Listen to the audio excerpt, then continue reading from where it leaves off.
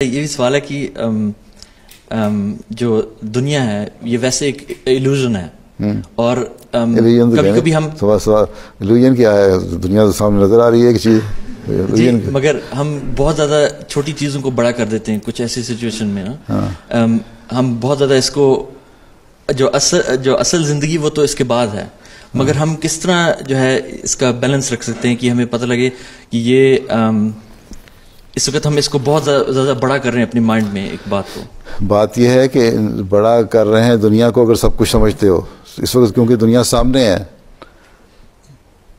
और गैब का इल्म आपको नहीं है, ठीक है, और अल्लाह ताला पे जो यकीन होना चाहिए वो पूरा नहीं है, इसलिए दुनिया की तरफ ज़्यादा रुझान है ना, कि जो चीज़ सामने नज़र आ रही है उसको समझते हो कि ये चीज़ हकीकी है। अगर ये ख्याल रहे कि इस मरने के बाद की दुनिया जो ज़िंदगी जो है वो हमेशा की ज़िंदगी है और अल्लाह ताला ने हिसाब लेना है हमारे से, और अल्लाह ताला हमारे हर फ़ेल और अमल को देख रहा है, ठीक है, तो फिर इस दुनिया की जो ज़िंदगी है उसको भी इंसान अल्लाह ताला के हुक्मों के मुताबिक गुजारने की कोशिश करेगा, ताकि क्योंकि जो ज़िंदगी इस दुनिया की ज़िंदगी है उसी का फल अगले जहान में मिलना है।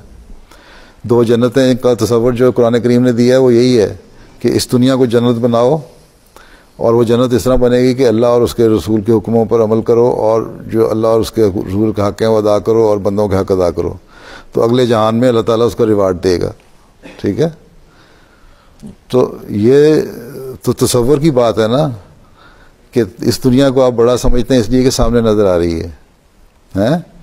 जिस तरह एक शख्स को किसी ने पकड़ लिया, उसने कहा तुम ये बात मेरे मुतालिक की है या फ़लाँ चीज़ कही है, उन्होंने कहा हाँ सच थी, मैंने कह दी है, तो उसने गर्दन दबोच के मुक्का सामने रख के कहा बताओ, अब बताओ तूने की है कि नहीं,